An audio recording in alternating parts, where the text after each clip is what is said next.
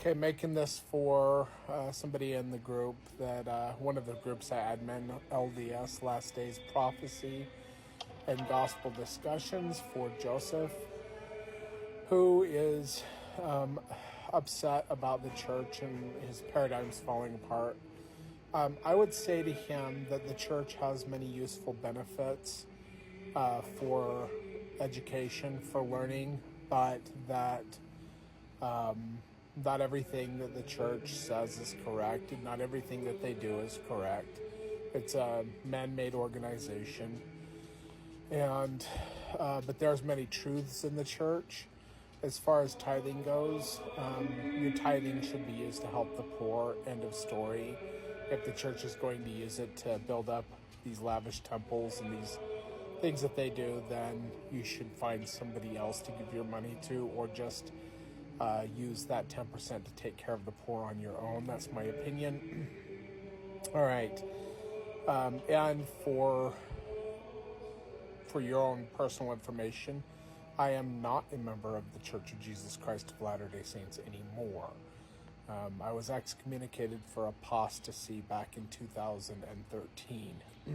So, and I didn't realize this until after my excommunication, but I'm going to read you some things that hopefully you can wrap your mind around.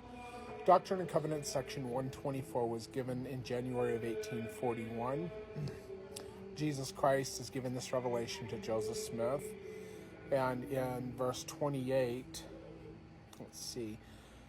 verse 27, and build a house to my name for the Most High to dwell therein. This is Jesus Christ talking about a place for the Father to come to and dwell therein, building the Nauvoo temple. 28, for there is not a place found on the earth that he, the Father, may come to and restore again that which was lost unto you, or that which was taken away, even the fullness of the priesthood. So here Jesus Christ is telling Joseph Smith to have the saints build a temple where the Father can come, dwell therein, where he, the Father, can come and restore to the earth the fullness of the priesthood. Now, in order for the Father to restore anything at all, you have to already have the Melchizedek priesthood to actually come into the presence of the Father for him to restore what is called the fullness of the priesthood, which is higher than just the Melchizedek priesthood that one man can give to another. For a baptismal fount there is not upon the earth, that they, my saints, may be baptized for those who are dead.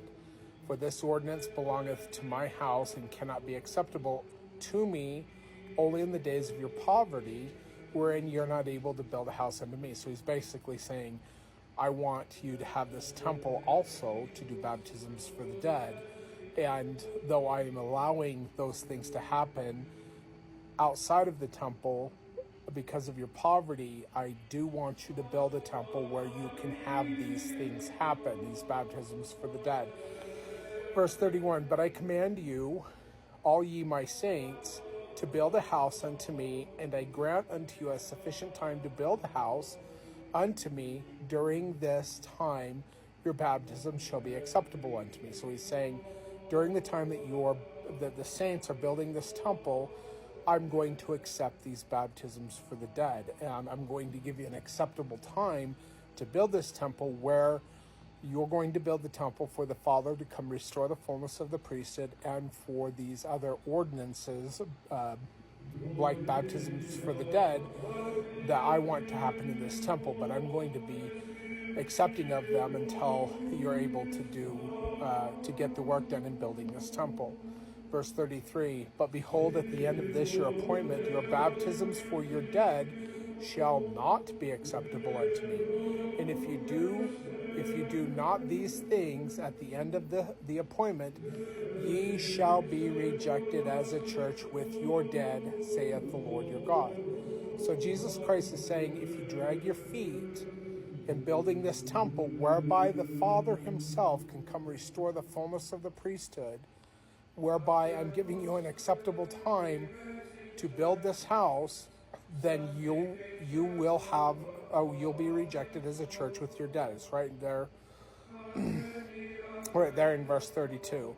Verse 33, for verily I say unto you, that after you have had sufficient time to build a house unto me, wherein the ordinances of baptizing for the dead belongeth, and for which the same was instituted from before the foundation of the world, your baptisms for your dead cannot be acceptable unto me. Verse 34. And therein are the keys of the holy priesthood ordained. So therein the temple that you are supposed to finish are going to be given to you, these keys of the holy priesthood, that I will ordain you with these keys, that you may receive honor and glory. So this is supposed to happen in the temple, not the red brick store.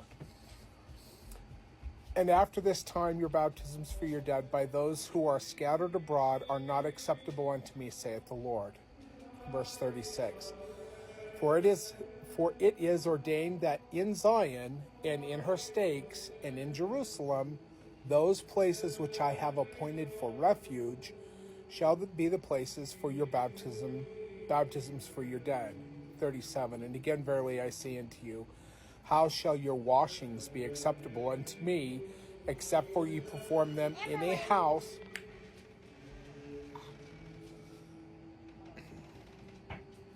Perform them in a house which you have built to my name. So the washings and the anointings, the ordinance of conferring keys of the priesthood, baptisms for the dead, and hold on. I'm making a video. You need to stop. That's my 10-year-old. Are you 10? 9? She's 9. Anyway.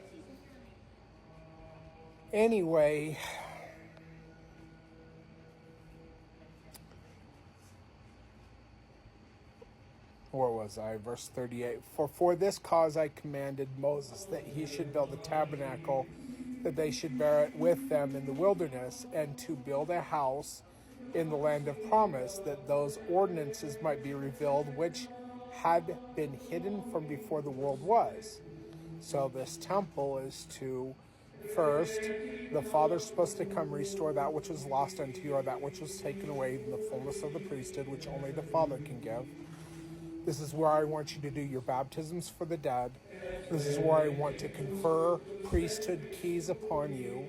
This is where I want you to have your ordinances for your washings and your anointings. And this is where I want you to have your...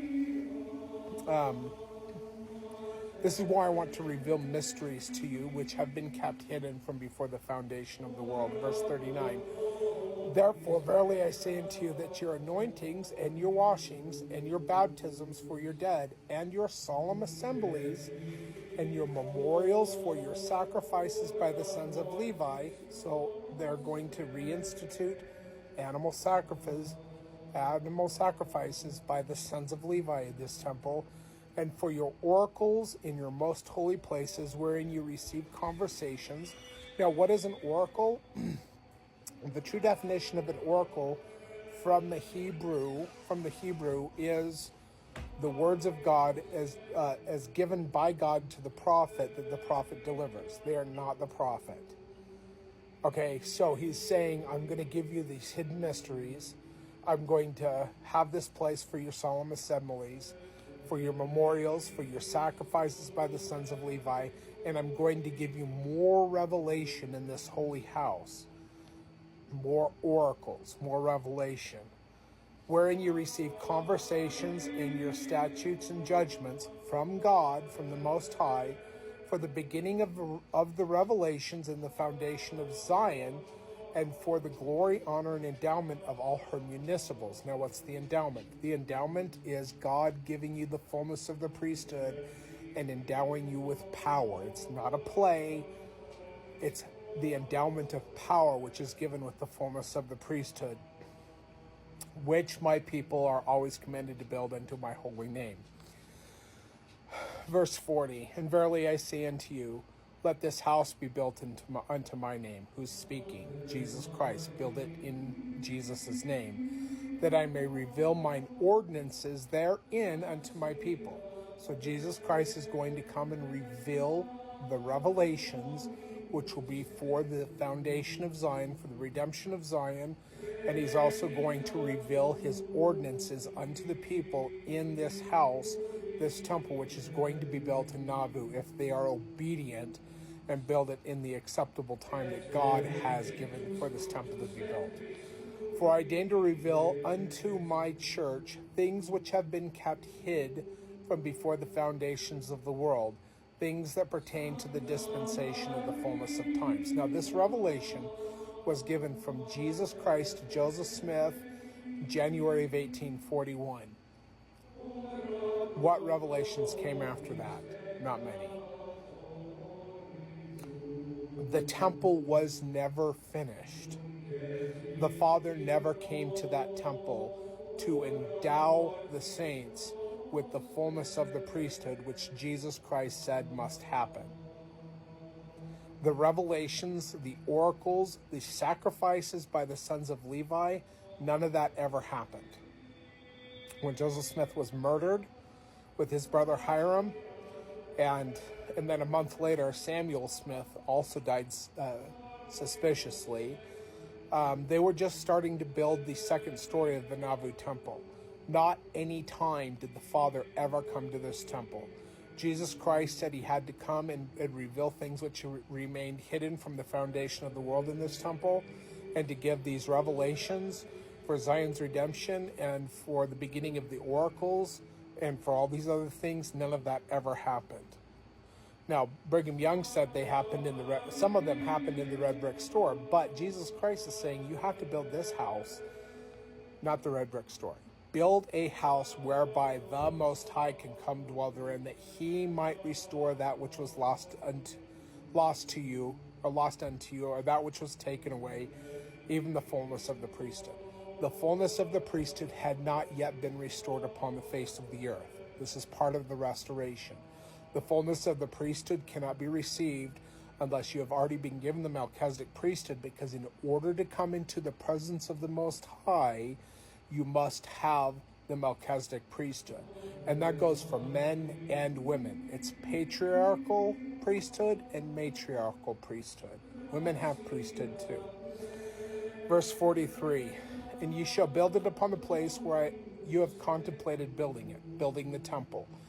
He's talking about the temple here. For it is the spot which I have chosen for you to build it. If ye labor with all your might, I will consecrate that spot, that it shall be made holy.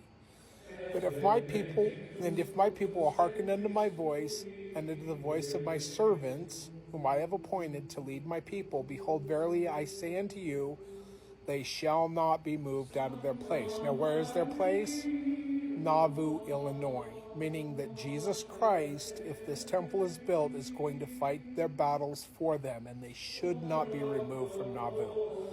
Another thing, he says if they do it with all their might. The wood for the temple being built in Nauvoo was being sent down the Mississippi River, and it was being cut in Wisconsin. It was dedicated and consecrated for the building of that temple, and the saints in Nauvoo were using it to build their homes, to build a Masonic temple, which is not the temple of God. Brigham Young was building the second wing of his mansion using that dedicated and consecrated wood, which was meant to be for the building of the temple. So they were not using it or doing it with all their might. They were dragging their feet. Okay. Now remember, Jesus said that they would not be moved out of their place. But what happened? They were moved out of their place. God allowed them to be cursed and rejected. Like he said, they would be rejected if they didn't take this seriously. Verse 46, but if they will not hearken to my voice, nor unto the voice of these men whom I have appointed, they shall not be blessed, because they pollute mine holy grounds, like with the Masonic temple, which they used dedicated and consecrated wood for to build the Masonic temple when it was dedicated and consecrated for the Nauvoo temple, and mine holy ordinances and charters and my holy words which I give unto them. Verse 47. And it shall come to pass that if you build a house unto my name, and do not do the things that I say, I will not perform the oath which I make unto you, neither fulfill the promises which ye expect at my hand, saith the Lord. What are they? The oath is, you build the temple, the Father is going to come restore the fullness of the priesthood by his own hands. He's going to endow the saints with power. They're going to have a place for the baptisms for the dead to happen. They're going to have a place where the oracles of God can be given, or the revelations, the thus saith the Lord revelations, can happen for the redemption of Zion, which we have not had. They're going to have they're going to be taught things that have been kept hid from the foundation of the earth. They're going to also also going to have these sacrifices by the sons of Levi, all in this temple. None of that ever happened. Verse 48, for instead of blessings, ye by your own works bring cursings, wrath, indignation, and judgments upon your own heads by your follies and by all your abominations which you practice before me, saith the Lord.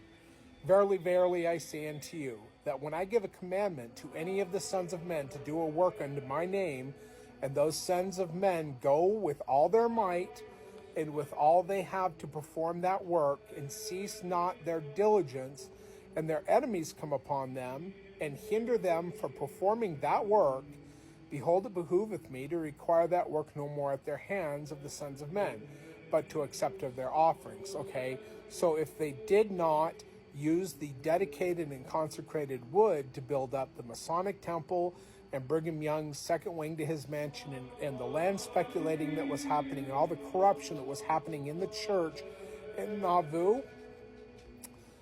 Sorry, my video cut out. So basically saying if they do everything that they're supposed to do, then God, and they get attacked and they're not able to fulfill what God has asked them to do, he's going to forgive them. But if they do all this other stuff that they're not supposed to be doing and they drag their feet, God is not going to forgive them. And what did they do? They took the wood that had been dedicated and consecrated for the building of the Nauvoo temple, and they used that wood to create the Masonic Lodge, to create other buildings instead of putting it to the work of building the temple. Brigham Young was using that wood to build the second wing of his mansion and other things like that. There was also land speculating, which was a hindrance to the poor and impoverished that were converts from England and from Europe. There was a lot of things that were going in Nauvoo that were not right, and God rejected them. Now, sorry, let me get my train of thought back here real quick.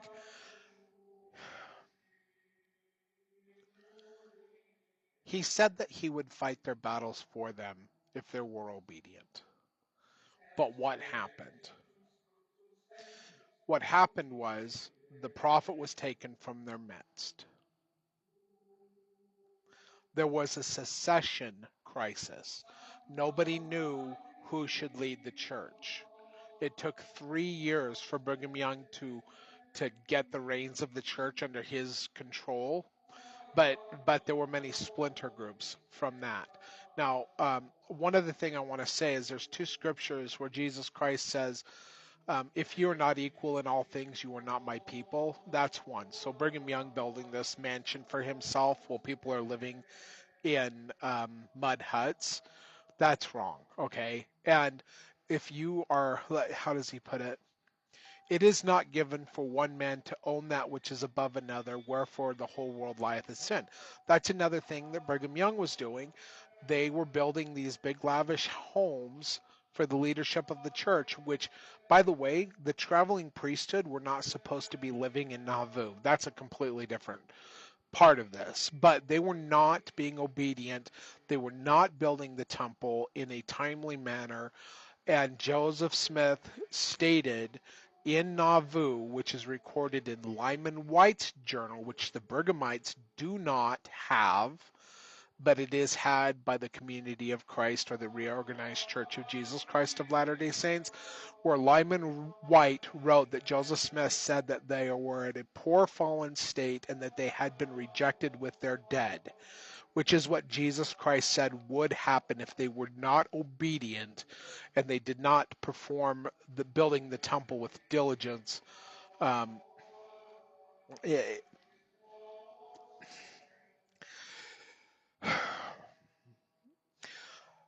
Now let me just finish reading this. And let me just, I'm just going to read 49 again. Verily, verily, I say unto you, when I have given a commandment to the sons of men to do a work unto my name, and those sons of men go with all their might and with all they have to perform that work, and cease not their diligence, and their enemies come upon them and hinder them from performing that work, behold, it behooveth me to require that work no more at the hands of the sons of men, but to accept of their offerings. He's talking about building the temple. But what happens if they don't do what they're supposed to do? He said he's going to reject them. And the iniquity and transgression of my holy laws and commandments I will visit upon the heads of those who hinder my work, which the saints were the ones who were hindering the work by taking the wood that was dedicated and consecrated for the building up of the temple and building other things, to the third and fourth generation, so long as they repent not and hate me, saith the Lord. Verily, and this is 51, therefore, for this cause I have accepted the offerings of those whom I have commanded to build up a city and a house unto my name, the temple, in Jackson County, Missouri, and were hindered by their enemies, saith the Lord your God. And I will answer judgment, wrath, indignation, wailing, and anguish, gnashing of teeth upon their heads, unto the third and fourth generation, so long as they repent not and hate me, saith the Lord your God. What happened? Did God fight their battles for them, or were they cursed? Were thousands and thousands made to suffer as they were in an exodus out of Nauvoo? How many thousands died? Did God fight their battles for them? Did they get to remain in their place? Did Jesus Christ fight their battles for them? No, he did not. And this I make an example unto you for your consolation concerning all those who have been commanded to do a work and have been hindered by the hands of their oppressors by oppression, saith the Lord your God. For I am the Lord your God, and I will save all those of your brethren who have been pure in heart and have been slain in the land of Missouri, saith the Lord. Anyway, he just goes on here, but basically, what was the temple for? Jesus Christ told Joseph Smith and the saints to build a temple whereby the Father, or the Most High, could come dwell therein, that he himself might restore that which was lost unto you, or that which was taken away, even the fullness of the priesthood. In order to come into the presence of the Father, you have to have the Melchizedek priesthood. This temple was built for the Father to endow his saints who were obedient and worthy with his own power, the fullness of the priesthood. Jesus Christ said that this temple would be built so that they could receive revelations from him in a place for the redemption of Zion. That never happened. The Father never came. Jesus never came. He said that this would be a place for your oracles and your conversations. Who? Conversations with who? The Father and the Son. That never happened. This would be a place for restoring the sacrifices by the sons of Levi. Did that ever happen? No, it did not. He said that this would be a place where things would be revealed which had been kept hidden from the foundations of the earth. Did that happen? No, it did not. Jesus Christ said if they were worthy and obedient, he would fight their battles and they would not be removed from their place. Were they removed from their place? Yes, they were. There is no historical account of the Father or the Son or any angels coming to that temple, which was never finished. They hindered the work, they dragged their feet, and all they who hinder this work will be cursed to the third and fourth generation. Lyman White, in his journal, which is held by the Church of Jesus Christ of Latter-day Saints, the reorganized one, not the Brighamite one, because they don't like this information. In his journal, he says that Joseph Smith said that we are in a poor fallen state, and we've been rejected with the church and are dead. In 1843, one generation of Israelites following Moses in the wilderness was 40 years. 40 years times 4 is 160 years. And 160 years after 1843, I myself was taken up unto Mount Vashel, to the very temple of the Father, and I knelt before him in the flesh, and he conferred upon me in his own temple the fullness of the priesthood and all of the keys that Brigham Young claimed to have. The curse is that they would never receive the promises or the oaths and covenants that God or Jesus had for them if they were not obedient. And the Church of Jesus Christ of Latter-day Saints is part of the fallen and rejected church, as were all churches that came out of Nauvoo. There's a lot of truth in the LDS church.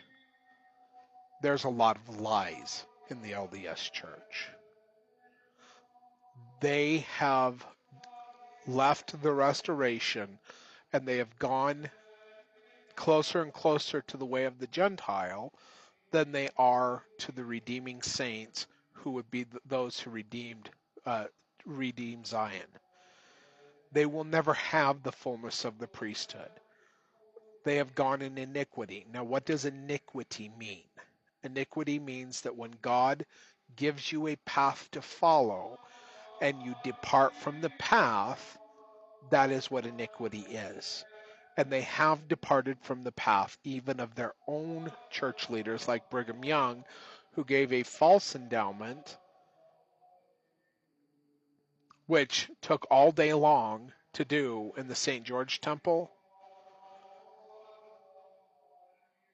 removing things like the lecture at the veil. The anointings and washings were done in bathtubs in the temple. By the time I went in 1997 to the Salt Lake City temple and got my anointings, it was a dab of water. That's your changes. And now I hear that you don't even get dabbed with oil or water for your washings and anointings. It's all symbolic or something. Over the course of the last 160 years, the church has gotten rid of many things. They've also added many things, and they are in full iniquity.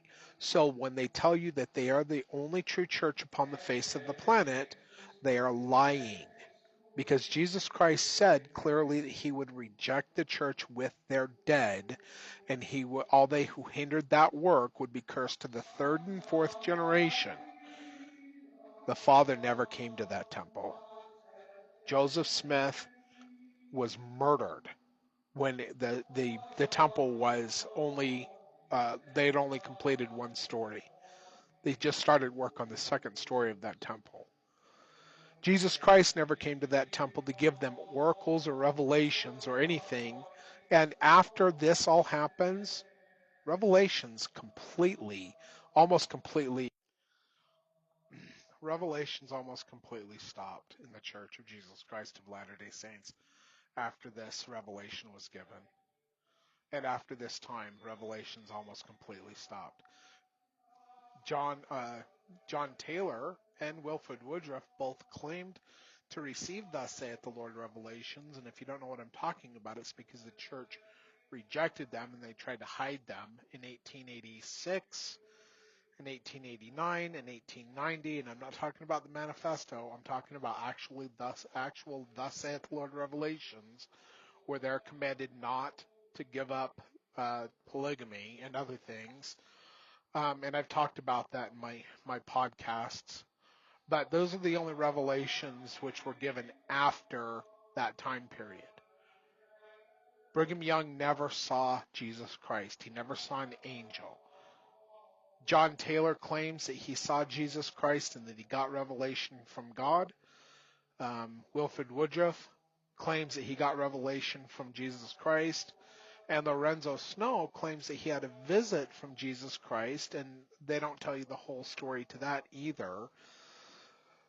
After Wilford Woodruff was murdered, and he was murdered, he was killed with arsenic poisoning. He was a keynote speaker at the Bohemian Grove. If you know what that is, you should look it up if you don't know what that is. The next day after his keynote address, he was murdered. He was dead. So Lorenzo Snow is trying to reorganize the first presidency and do all of that, and he's in the Holy of Holies, and he's expecting to receive some kind of revelation on what he should do. And he comes out after several attempts, and Jesus Christ is standing in the hallway outside of the Holy of Holies, which, if you know where that is, it's by the celestial room. And the temple was in the hallway. And anyway, Jesus Christ said, I'm not going back in that room because you have rejected the fullness of the priesthood. Now, the church won't tell you that. The church will tell you, oh, Jesus said just to restore, blah, blah, blah, whatever. They don't tell you the whole story. There's a lot of things they don't tell you. But the church itself is a man-made religion. It's based on truth, and there's a lot of truth in it. But the Father never came to that temple. Jesus Christ never came to that temple in Nauvoo. The revelations and the oracles, the thus saith the Lord revelations, which are supposed to happen in that temple, information that God was going to give that had been kept hidden from the foundation of the earth, that never happened. Still has not happened. They did hinder the work and were cursed to the third and fourth generation. Jesus did reject them with their dead, as he said he would. Now, Lyman White, who was in the first presidency in 1843, in his journals, Joseph Smith, he wrote down that Joseph Smith talked about that they were at a poor fallen state, and that the church had been rejected with their dead in 1843. Now go to the third and fourth generation. They will be cursed to the third and fourth generation. The curse was that the fullness of the priesthood would not be given to anyone on the earth for 3 to 4 generations. Now, one generation of Israelites following Moses in the wilderness was 40 years. So you take 4 generations times 40 years, and that's 160 years. And in 2003, the curse was lifted, and the Father took me up in the flesh to a place called Mount Vashel. And upon Mount Vashel was the temple of the Father. I went into that temple, and I saw the Father face to face, and he laid his hands upon my head, sealing me up unto himself and unto eternal life, and he did give me the keys that Brigham Young claimed to have in that place in 2003, and I hold them to this day. So while there is a lot that is good in the LDS Church, there is a lot that is wrong in the LDS Church, and they do not hold the keys that they claim to have. I know that the Father lives. I know that Jesus lives because I have seen them face to face in the flesh, and I've seen them many more times in the Spirit. And I have the authority that Brigham Young claimed to have. And I say this unapologetically, and I declare these things in the name of Messiah. Amen.